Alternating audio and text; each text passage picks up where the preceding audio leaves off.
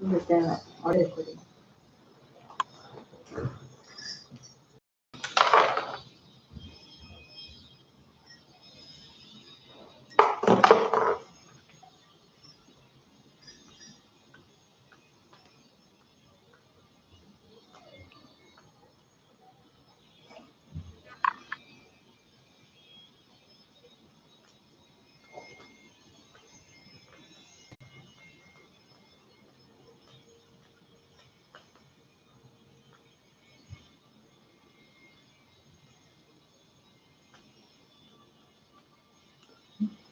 My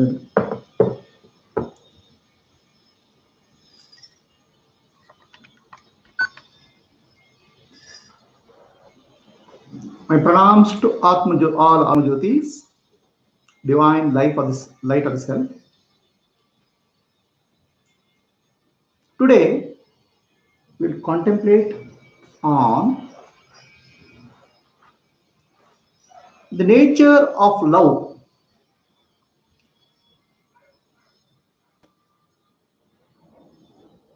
What is love?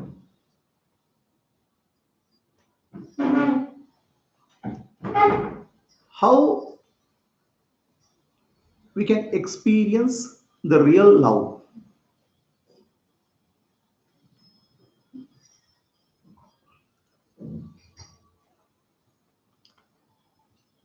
What is love? It's very difficult to express. Love is an innermost feeling.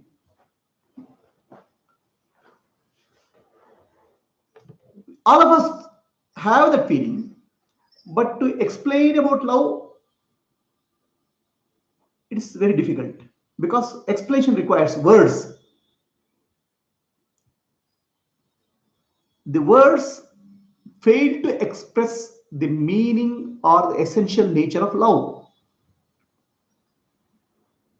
Still, we say, use the words, many words. I love you. I love something. I love my car. So the love, when we express in words,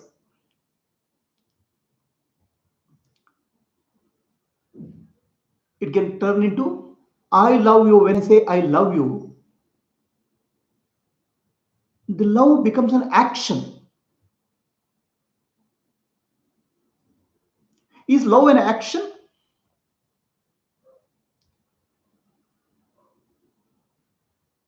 When I say I love chocolate, what is the meaning of that? The chocolate gives me pleasure. The chocolate is an object.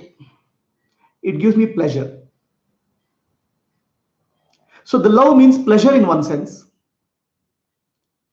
I love my wife. I love my mother. It means affection in another sense.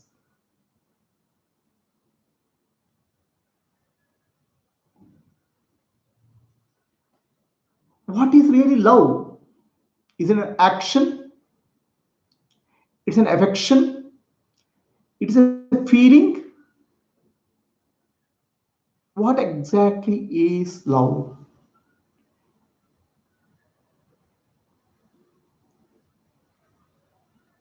We have heard that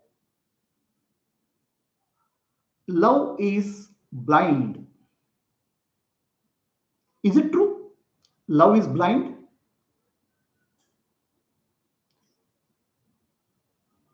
I've heard a story of a girl, a blind girl.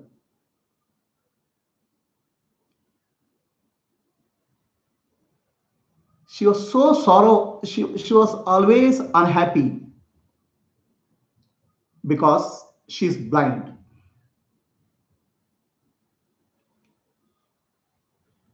She met a boy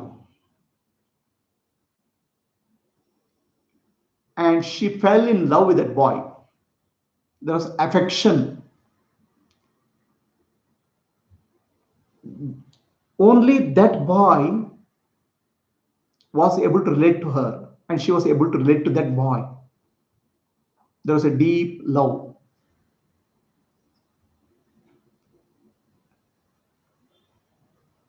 One day, fortunately for the girl, a surgeon comes into a picture. Surgeon comes and operates her eyes. She gains her sight.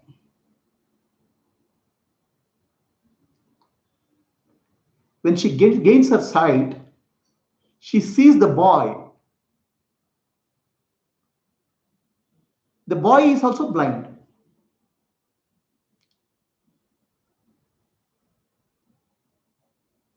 The girl is no longer comfortable with the boy. She just starts moving away from the boy. The boy feels very hurt. He tells the girl, "You told me you love me so many times, but what you really love is my eyes, not me."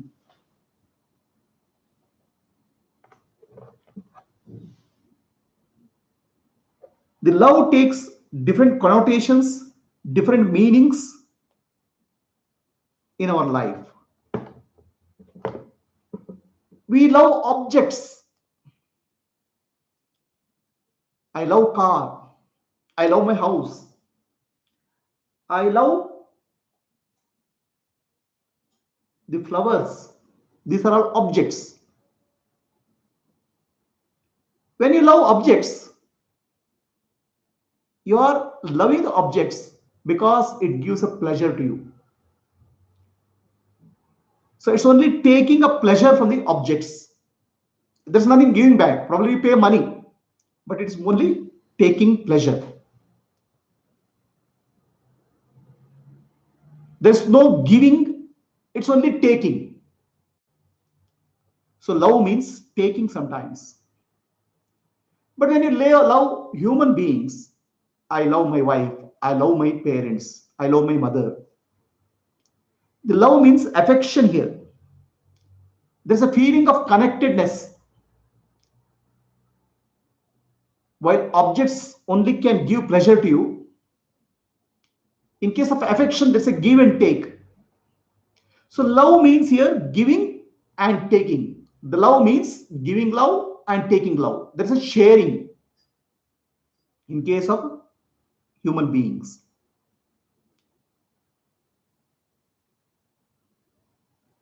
Then we say he is such a nice person. He is so kind hearted. He loves animals. He takes care of the street dogs. So here only giving is there. There's no taking back.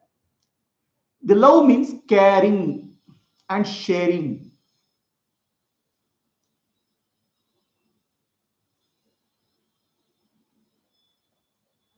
The love means blindness in some cases. For example, the girl loved the boy only because, and once she found out that he has no eyes, she started leaving him.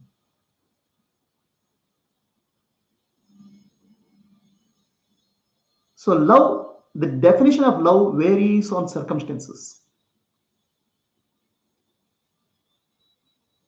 Is love really blind?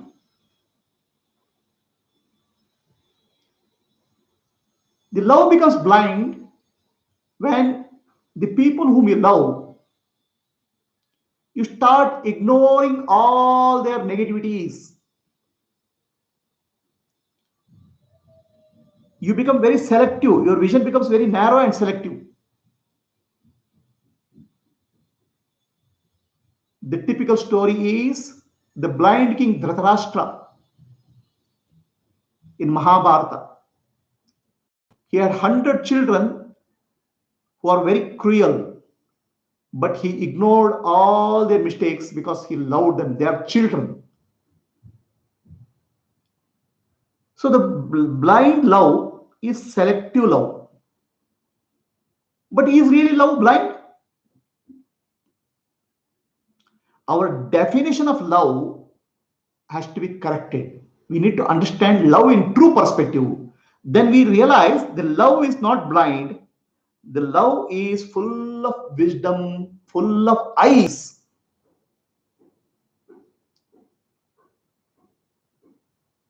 Love alone has eyes. Love is not blind.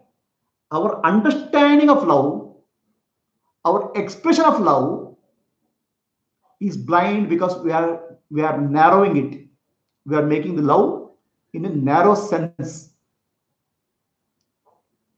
That narrowness makes it blind. When the love in the truest sense, it is expansion. It is an opening of eyes.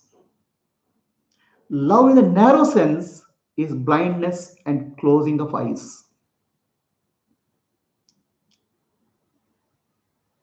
Love is a feeling of expansion. In love, we start looking for expanding ourselves.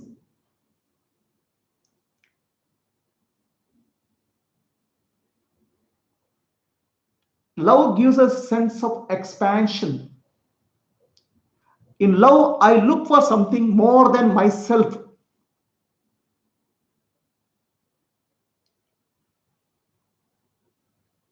In love, there is a dissolution of the ego. Something greater, bigger than myself is there in love.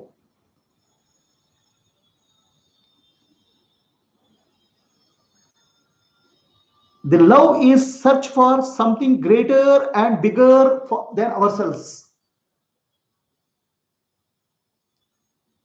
That's why it said, love is life. Love gives meaning to life. Why? Life is a search for expansion.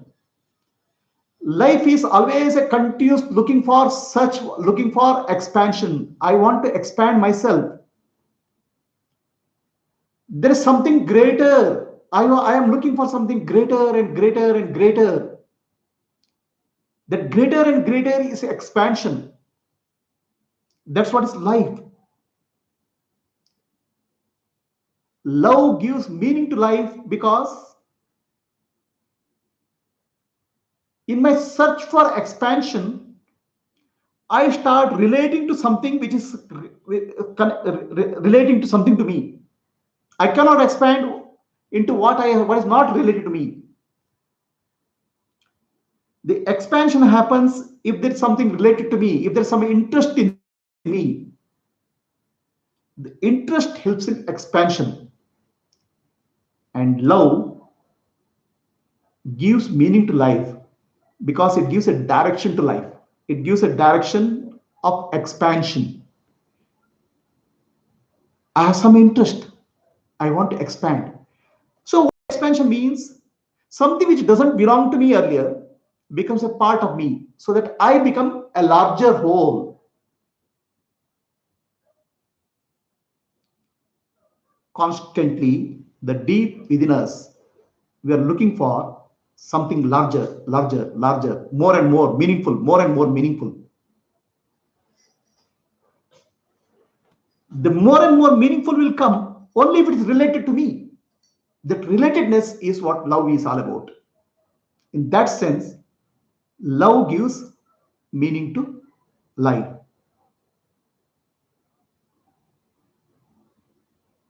When I say I love an object,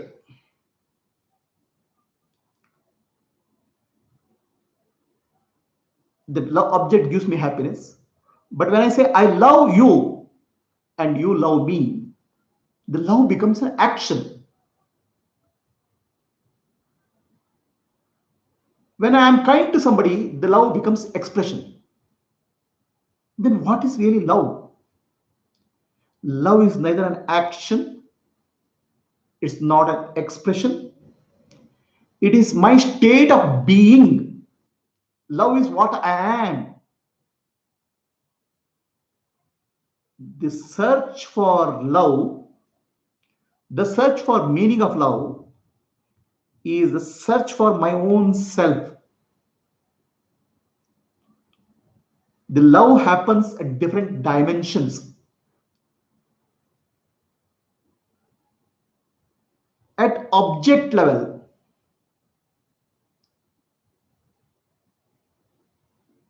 it is an attachment.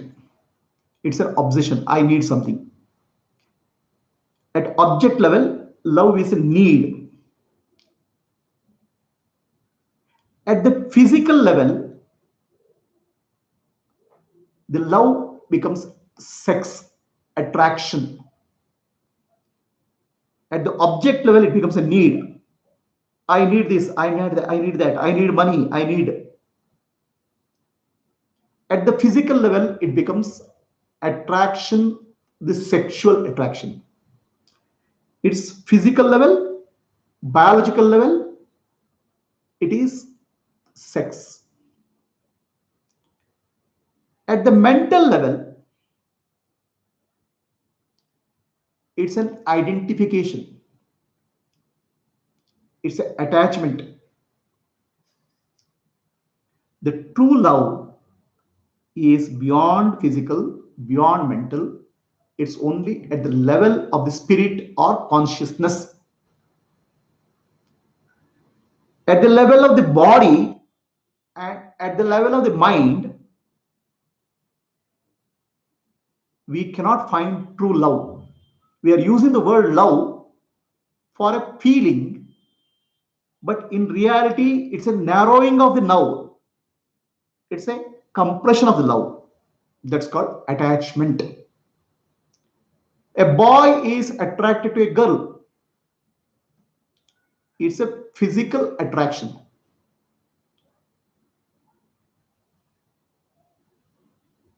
I have heard of a boy getting attracted to a girl. They were on the verge of marrying in America. The girl went to the doctor and changed her sex. She became a man. She started growing beard, mush. Now there is no longer attraction. There is no longer love. Now that love became more of a friendship. So when a boy and girl are attracted, there is some chemical reaction which happens in the body. Some pleasant chemicals are secreted in the body. That's because of the nature. Now this pleasantness we start calling as love. This called, we can call it as physical love. We can call it as chemical love. Okay, it's at a very superficial level. That's why in English we say the boy fell in love with the girl, because in love you fell down. Fell down means some pleasant chemicals came in the body and you started getting attracted to that chemicals. Actually, are you attracted to the girl, or you like the chemicals which are happening in your body which gives a sense of pleasantness? So there is a fall in love when the love is at a very superficial level, at the physical, at the body. The love at the mental level is slightly deeper. You love a person not just because of physical, but because of his nature, just because of his ability, or because of his talent. So this is slightly deeper. You're looking at a person more than at a physical level, at the mental level.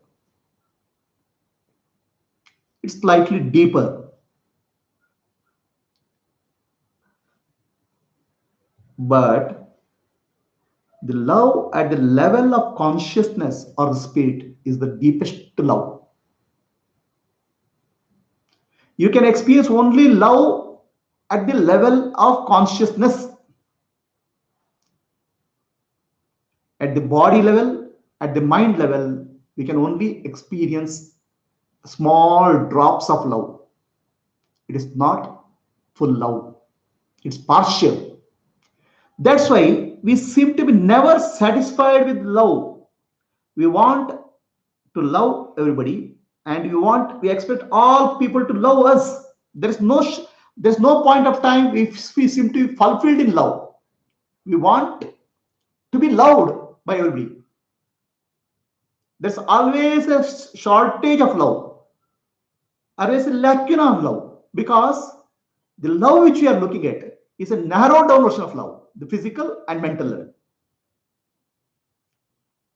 Whereas deep inside, we know love is something much larger and much bigger and much more infinite. We seem to be never satisfied with the amount of love we receive from people.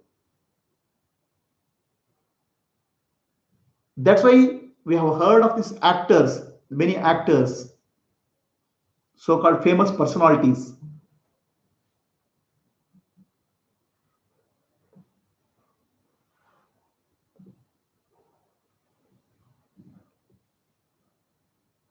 They love their fans.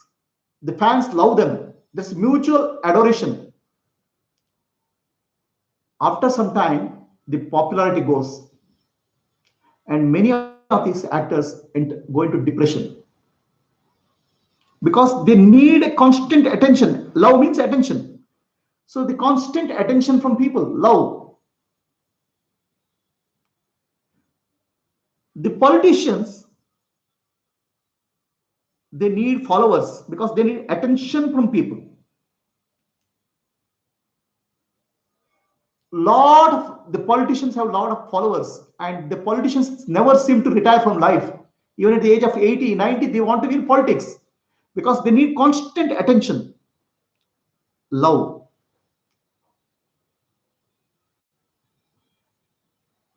Even if they lose power, they again try for power. It is not to do with the power, but it is to do something with the power over people. The people have to give constant attention to you. So love also means attention. Why I need attention? I have to feel something bigger and greater than myself. So there lies the problem. I am defining myself, my self definition of myself. I want to nurture. If I define myself as, if I think I am the body, my love is always related to the body, the physical level.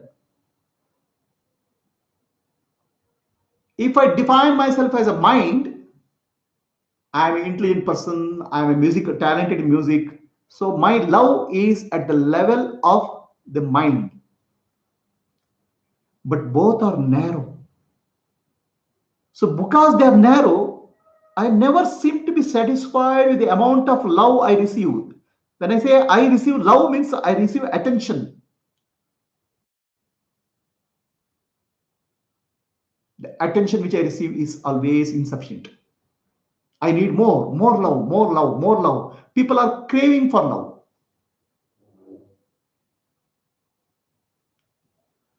Love makes the difference in life. And why do I crave for life, love? There is a small story in Brihadaranyaka Upanishad. The Yajnavalkya, who is a sage, who is an enlightened sage, had made a lot of money and he wants to go to forest and become a monk.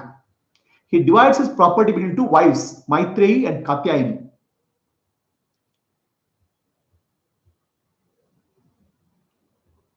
And says, I'm going to forest and become a monk. Maitreyi, the second wife, asks, what is that makes you go to the forest? Why?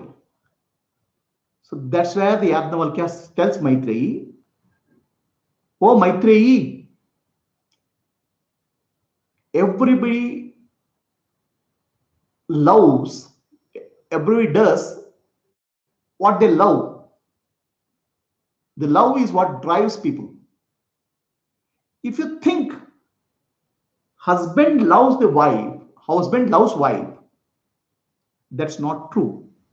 Neither wives love husband for the sake of husband. That's not true. Husband doesn't love wife for the sake of wife. Neither wife loves the husband for the sake of husband. Then what is this love all about? We love somebody or we love something because that can give us happiness. So, husband loves wife because wife can give happiness to husband. Wife loves husband because husband can give happiness to wife. So, what are we loving really? We are really loving the happiness. The love is for the happiness. And is there an end to happiness? We want infinite happiness. We want always happiness. We want to be happy all the time. Why? Because happiness is our nature. Happiness is our essential nature. So, what are we loving? We are loving our essential nature. The love is not for a husband or love is not for a wife. The love is not for an object. The love is not for a person. The love is for our own nature, which is happiness. So, we love happiness because somebody can give me happiness. I love that person. Because some object can give me happiness, I love that object. So, in other words, love is for our own nature, our own essential nature, for the happiness, Atma, the self. Always the love is for self, Atma. That is directed towards an object, that's directed to a person, because that person or object we believe can give happiness to me.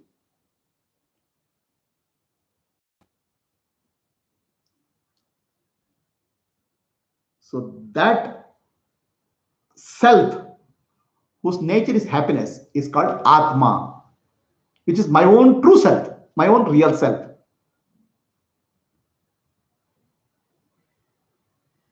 The nature of my own self is existence, consciousness, bliss, Sat, Chit, Ananda. I love my own self. That's why I love others, because my own self is happiness. If some other people, some other can give me happiness, I love the person. If some other person doesn't give me happiness, I don't love the person. There's a hate. So the self-love gets directed towards the object or person because somewhere I'm feeling I don't have adequate happiness.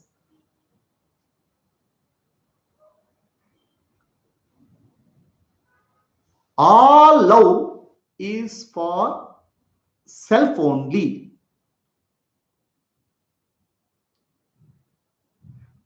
We love only the self, Atma.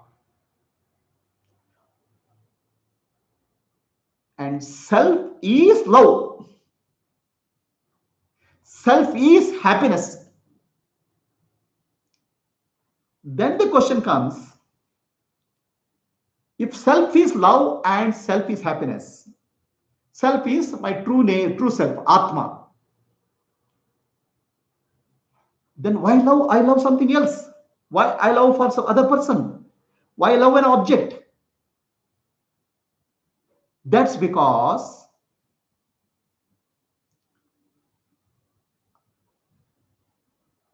what I consider myself, the true self, I have forgotten. I live a false identity of self. I live as a false self. The false self is the body, mind, and intellect. I am the body, I am the mind, I am the intellect is pseudo self, not real self. It's a false identity. The real self is the Atma, which is existence, consciousness, bliss. So I consider myself as the body, mind, and intellect, which is not real self, it's false self. So all our love, so-called love, is also false love. It's not real love.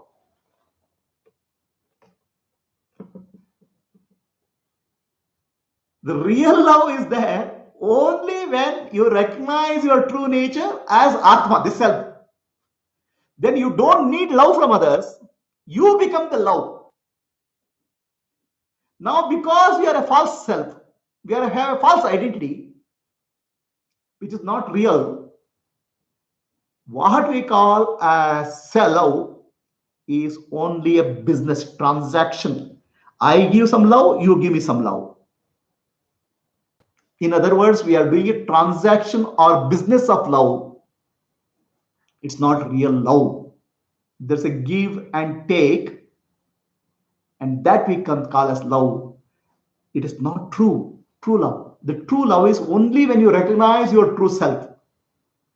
That's why Yajnavalkya tells Maitreyi, oh Maitreyi, husband doesn't love wife for the sake of wife, or wife doesn't love the husband for the sake of husband. They all of them love for their own nature, self, Atma. That's why he teaches Maitreyi. So that teaching is Atmanastu Kamaya. That Atmanastu Kamaya, he gives a teaching. Atmanastu Kamaya is for everybody loves their own self.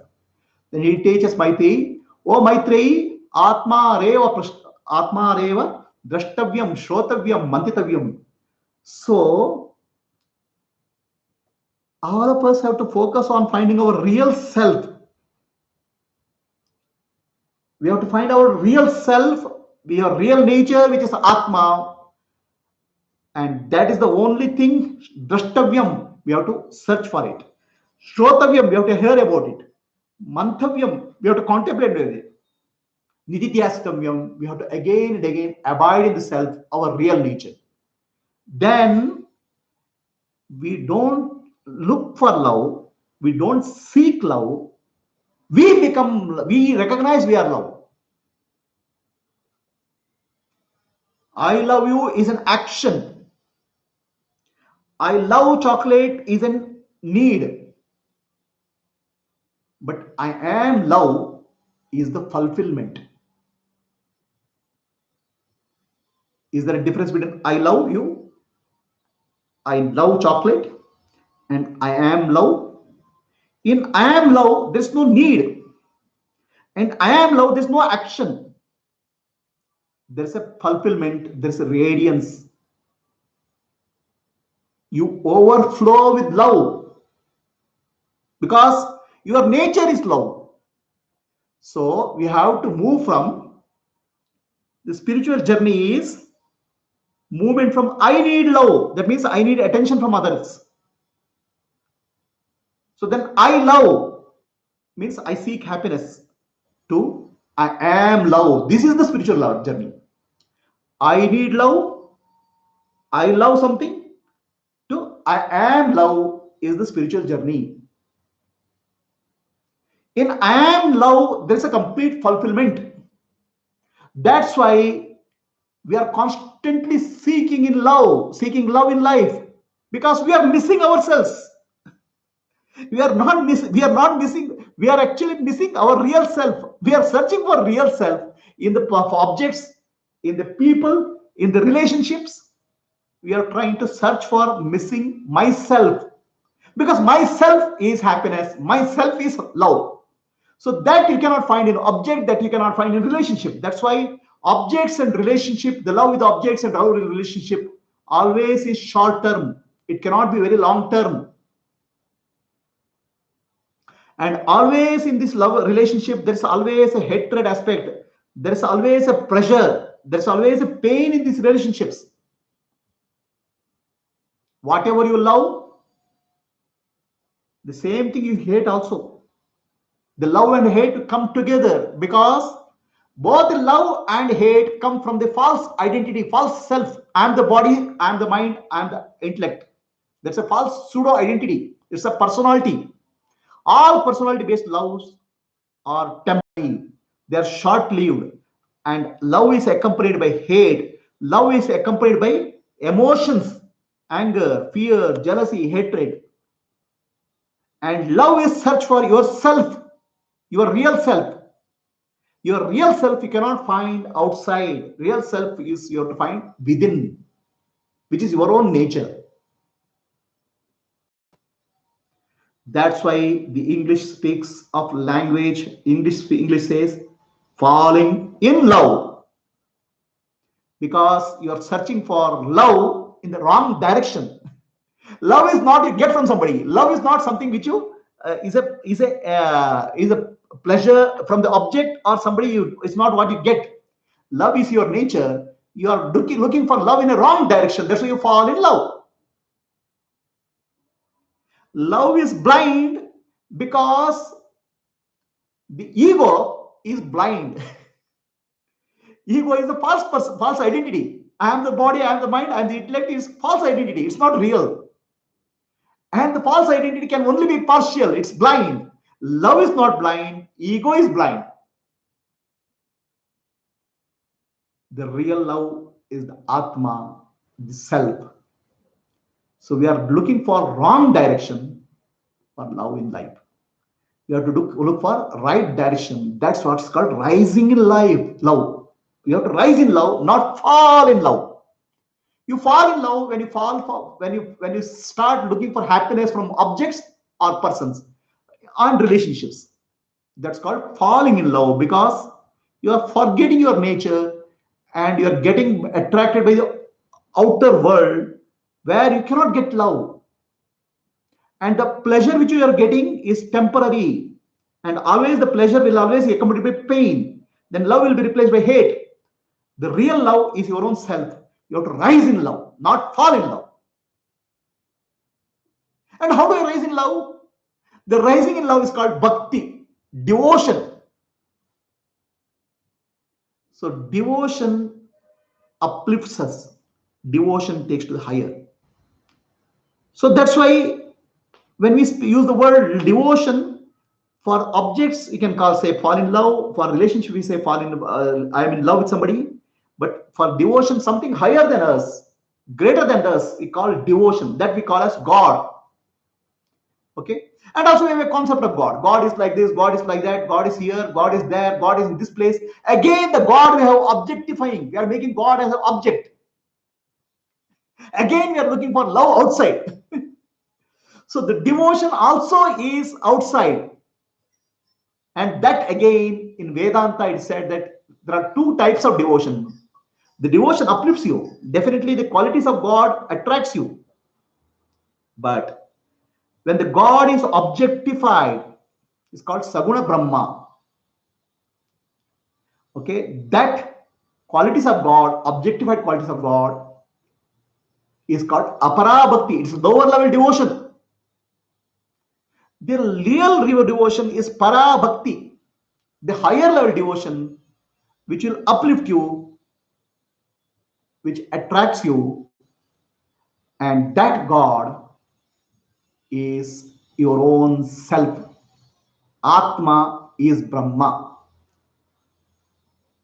The self is Brahman. Self is God. Self is consciousness.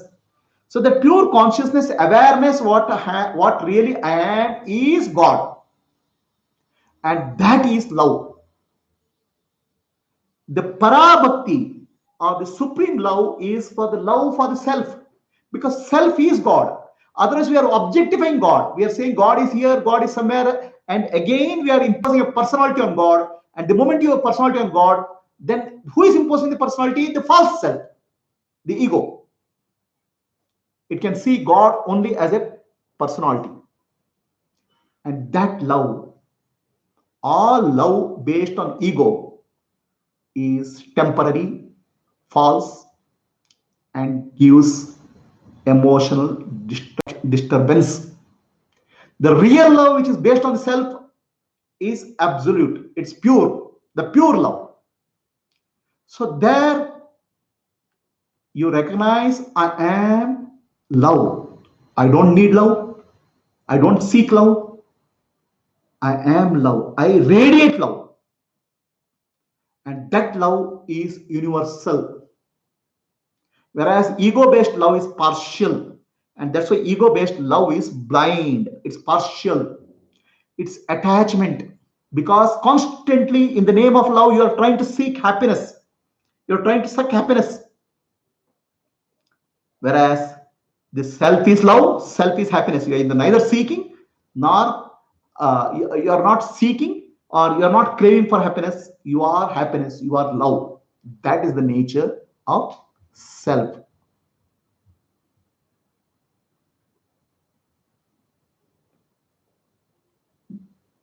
In love can be there only when you have a big heart. That means you have expansion. A narrow mind, small ego, a narrow mind cannot give love actually. It is only seeking love. And it is pretending that I am giving love to get something in return. The ego based love is only a masquerading, it's hiding its true intention of giving and taking. It's a transaction. That's why the love in English word is also always called I love. Love has become made into a transaction. Love has been made into a transaction. It is seeking to gain something by giving something. The love is not a verb. Love is what I am, my nature. For love, you need to have a big heart. You need to feel expanded. Are we feeling expanded? A tree is very happy. It just gives flowers, fruits. A small bird comes and eats fruits. A butterfly comes, sits on the tree. The tree is just happy giving. Tree gives breeze. Tree takes the carbon dioxide and gives oxygen. Tree takes the soil, mud and gives fruits.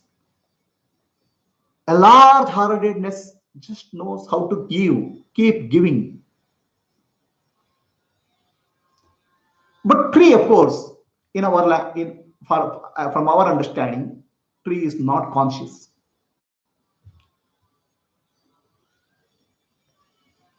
Tree doesn't know itself. In that unconsciousness, there is a bliss and there's love in the form of giving. Whereas human beings, the ego is semi-conscious. It's partially conscious. We give something to get back something. We give something to get back something. We trade. And this trade we call that comes from a false identity called ego. And it's also, it leads to a false transaction. The real love is when your ego dissolves, then your heart expands. In that expansion, you don't seek anything. You don't seek happiness. You are happiness. You don't seek love. Love radiates from you. This is what is called the love of an enlightened master, a realized person. They are full of love. All other love is ego based. Now let's look at the real love. How can I recognize my true nature and how can I become love myself?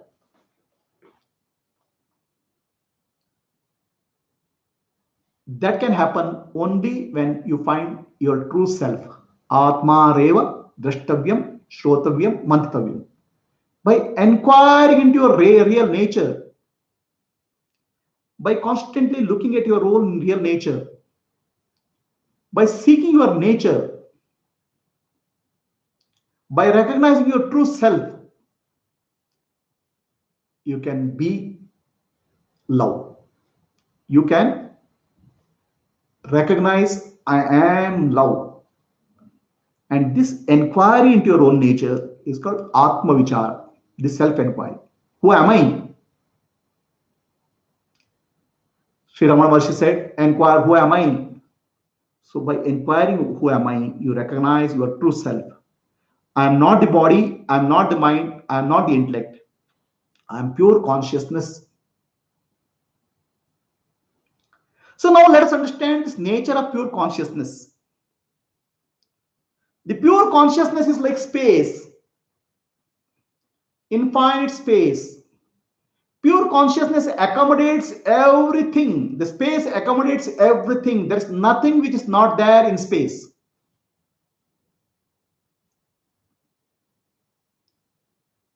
Space, all objects can exist in space. But space is not affected or attached to any object.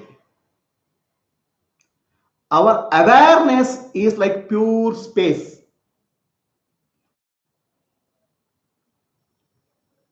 It is completely unattached. But at the same time, everything exists in awareness. What is world we see? The world we see is a perception.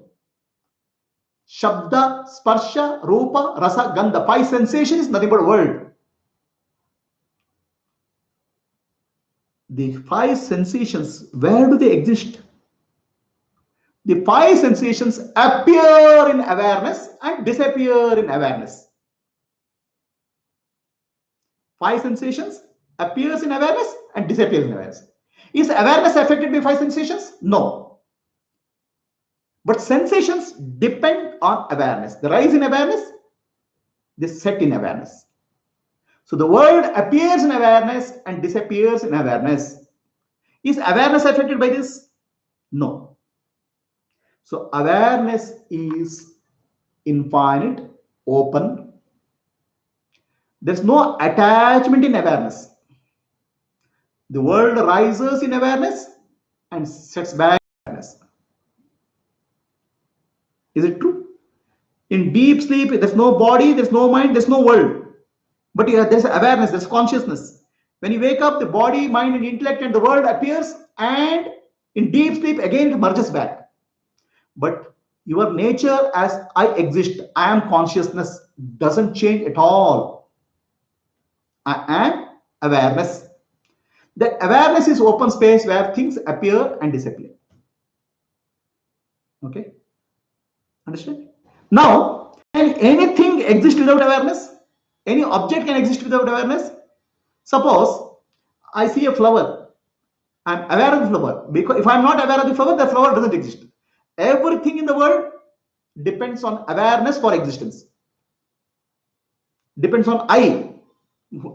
Depends on myself, which is I am, on the aware existence.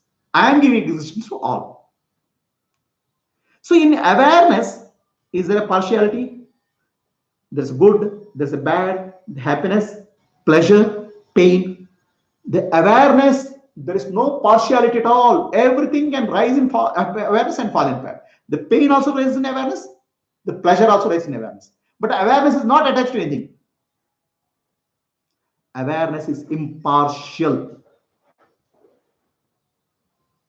Are we clear? Now, how close any objects of the world to awareness? Say, for example, this chair and that chair, or this between me, left hand and right hand, there's a gap of 1 feet. At the object level, there's a gap of 1 feet. But how much gap is there between my hand and space? This hand and space, how much gap is there? There cannot be any distance between my hand and space. Everything is very close to space. Right? Everything is close to space. Nothing can be separate from space. Similarly, everything is close to awareness. Nothing can be separate from awareness. Okay? And what is the meaning of closeness? Closeness means love. I love somebody because the person is related to me, she is close to me.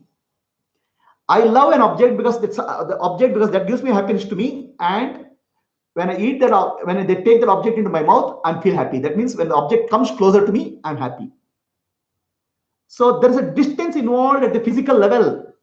There's a distance involved at the mental level. There's no distance involved at the consciousness level. Everything is connected to consciousness. It's closest to consciousness, cannot be separate from consciousness. When everything is closest to consciousness, what is that called? That is called love. Are you getting what I'm saying? The consciousness is closer than closest to anything. For example, you see a star there, billions of light years away, but it's not any far away from my consciousness. It's in my consciousness, right? Because it's my consciousness, it's closest to me. So, is there anything in the world which is not closest to me? Everything in the world which I see, good or bad, is close to me. Because that appears in consciousness, disappears in consciousness. And nothing can be separate from consciousness. The closeness. Nothing, everything is very close to consciousness. Actually, nothing can be separated from consciousness. So that's why consciousness is love. I am consciousness. I am awareness. That's why I am love. I have love or love, I need love is for the ego. Because ego is operating at the mental level and physical level, where there's a gap, where there's a distance. Right? So I'll give you another example. The consciousness or awareness is like a screen. On the screen, you project a movie. Let's say you project Ramayana. Rama is there, Ravana is there. Who is closer to the screen? Rama is closer to screen or Ravana is closer to screen? Both are closer to screen. Rama is closer to screen, Ravana is closer to screen. Ravana is an evil character. Rama is a great character. Rama is a divine. Ravana is demonic. But the screen, for the screen, both are very close. The distance from the screen to Rama to screen and Ravana to screen is same. But in the movie, in the storyline, Rama and Ravana are very far apart. One is positivity and other is negativity. There's a lot of distance. At the physical world, at the mental world, there's a distance between the people and the society, and the object is varies based on characters. Somebody is good, somebody is bad. The good is far away from the bad. Whereas on the screen, both are same. In my awareness, all are same, all are close to me. Are we clear? Because all are close to me, I love all. And consciousness is called God. The God is consciousness. So God loves all. Doesn't mean that God will love some sinner, good man more and sinner less. No. Sinner or saint, it doesn't make any difference to God. They're all same. Everybody is closer to God. For the sun gives the light to everybody. Sun doesn't care whether a sinner is there or saint is there or a mountain is there, valley is there. Sunlight is same for all. The consciousness, for consciousness, all objects, good or bad, happiness or unhappiness, pain or pleasure, is very close to consciousness. Everything rises in consciousness and falls in.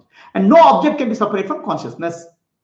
That's why I am consciousness. The closeness only means love. So that's where I am love. It's not that I have to seek love. It's not that I want love. It's not that I have to love. I am love. In one more way, I'll say, everything in the world is an experience. The experience rise and fall. When I wake up in the morning, the world appears. The world is an experience. I go to a forest is an experience. I sit in plane, the plane is an experience. The experiences rise and fall. Some experiences are good or bad from the point of the mind. But the witnessing consciousness, Sakshi, is not affected by any experience. Witnessing consciousness is present in all experiences. The experience rises and falls, the witness doesn't change. And no experience can be separate from witness. That's why witness is love. And witness is not affected by any experience. That's why witness is freedom. I am love and freedom go together. I am love and I am free go together. So, do I know any objects in the world? Any object in the world is a knowledge for consciousness. The consciousness doesn't know any object at all in the world. Consciousness can only know object as a knowledge. And knowledge is known by knowing. So the self does not know any object. Self knows itself in any experience. Are you understanding logic? In every experience, the experience rises and falls, but witness observes it. A witness keeps knowing it. The witness cannot know any experience. Witness can only know knowledge. Witness cannot know a gross object or a subtle object. Witness can only knowledge. And knowledge is nothing but knowing. Knowledge ends up in knowing. The self does not know anything other than itself, which is knowing. From Atma perspective, I don't have anybody else. There's no other. Everything is myself. The world is myself. The body is myself. The mind is myself. When everything is myself, that is called pure love. I know only myself in the form of all objects. I know myself in the form of the world. I know myself in the form of body. I know myself in the form of mind. The water knows wave as itself. Water knows a big wave is water. Water knows a small wave is water. For water, all waves are nothing but water. In that perspective, water loves all waves because nothing is separate from you. And that is called pure love. I am of the nature of pure love because nothing is separate from me and I don't know anything. Everything is myself, the real self, consciousness only. When everything is consciousness, that is called real self, real love. And that love is infinite. That is boundless love. And I am that love. That's why it said God is love, means God is consciousness. Consciousness is awareness. Awareness is knowing. Nothing can be separate from consciousness. At the same time, consciousness is not by affected anything. I am of the nature of freedom. I am of the nature of love. Is this clear? But ego is quite opposite. Ego is not free. It is suffering. Ego needs love. Ego is not love. Ego needs love. And it says, I love only as a strategy. And also ego, okay, is not free. And whomever you love, it puts you into bondage.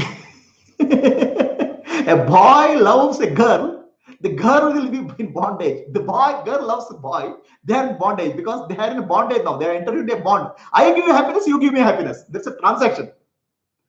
Ego knows only creation of bondage.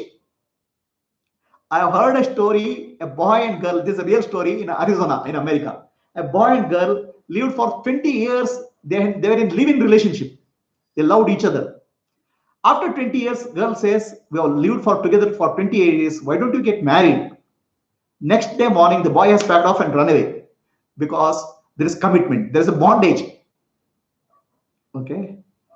All love based on the body and mind is ego-based love. There is a bondage. There is a commitment and there is a pressure. Whereas the divine love, pure awareness, there is no awareness is always free. It's not attached to good or bad. Awareness, everything is same. And everything appears and disappears in awareness, and awareness doesn't get attached. That way, freedom and love go together. And there's no pain and pleasure there because therefore awareness, I like this, I don't like this, I don't like this, not there. Whereas in ego-based love, there's I like this, I don't like this is there. There's a hatred is there. Whereas in pure love, there's neither hatred nor jealousy. It's pure love. It's the best of both worlds. The freedom and love is your nature. Recognize that through self-enquiry and be established in that as nididhyasa. And pure love you only find in an enlightened person. An enlightened person, one who has recognized he is not body and mind and intellect, he is pure conscious, only can have pure love. It becomes the embodiment of love. You can also become embodiment of love when you recognize your true self as freedom and love. Any questions?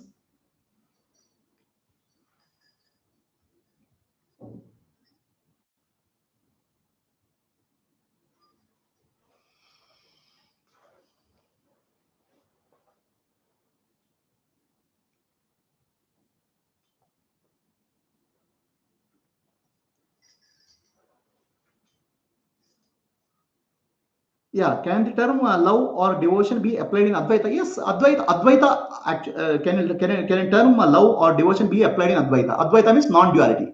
Actually, Advaita means love. Everything else is non-duality alone is the real love. This is what I've been telling. Now, when you use the word love or what you call as love and devotion is ego-based. Ego-based is not real. Okay, ego-based is only a sort of a disguise for getting happiness. It's not true love, but you call it as love because you are getting something and giving something. It's also all limited. Devotion also is ego-based devotion is very limited. That's why it's called apara bhakti, the lower level devotion, because you are trying to get something from God. I am devoting to you. Please God, take care of me. In para bhakti, there's no separation between the devotee and devotion. That's called That's called para bhakti or devotion, and that devotion is Advaita, non-duality. Non-duality alone is true love. Okay, even though I know that there is consciousness alone, I still feel devotion for the formless around me. Is this devotion also to be dropped? See, even though I know that there is a devotion, consciousness alone, I still feel devotion for the formless around me, or forms. I don't know whether it's asking for formless or formless form around me. Is this devotion also to be dropped? See, in the real here, see, this devotion word is very wrongly understood. All the mental phenomena we are calling devotion. Okay, the real devotion is the self, which is nothing but pure awareness, and that is love. So there's nothing to drop or gain in that. Only mental concepts have to be dropped. When the love is verbalized as bhakti, devotion, so that causes the confusion. I'm not asking you to drop anything. I'm asking you to find the real love. I'm asking you to find the real you. So then the false identity gets dropped. Awareness, consciousness, Parabrahman all mean same thing. Yes, awareness, pure consciousness, Parabrahman, and Atman all are the self, all mean same thing.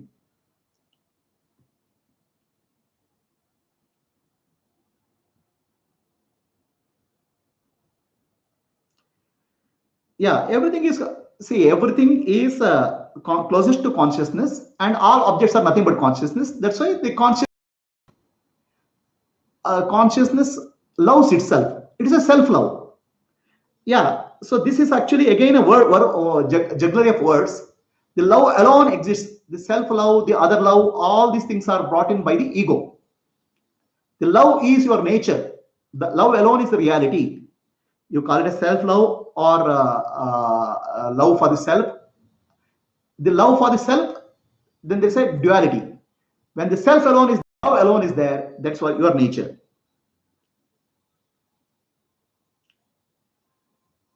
So actually, I am angry now. Can you say that? Can I say that the conscious knows itself as anger? So that's not wrong. That's not correct. When the anger is there, consciousness and anger cannot be separated. So here asking the question: when the consciousness is anger is there, does consciousness knows anger knows itself as anger? That's also not correct. Okay. So there's nothing, no object can be separate from the screen. When the anger is there, the consciousness and anger cannot be separated. The anger is consciousness. The consciousness cannot know anything because consciousness can only have a knowledge, and the knowledge is itself. In the sense, the conscious knows itself all the time. Then who says there is anger and who says I was angry and consciousness was angry is the mind, which is the intellectualization or thinking process. So the thinking process and thinking superimposes a object of knowledge on consciousness, whereas the consciousness is knowledge itself, the light itself. Consciousness doesn't know anger. Anger is consciousness. The water doesn't know wave. Wave is water. The consciousness doesn't know anger. Anger is consciousness. Then the naming of this has come from the mind, which is thought process.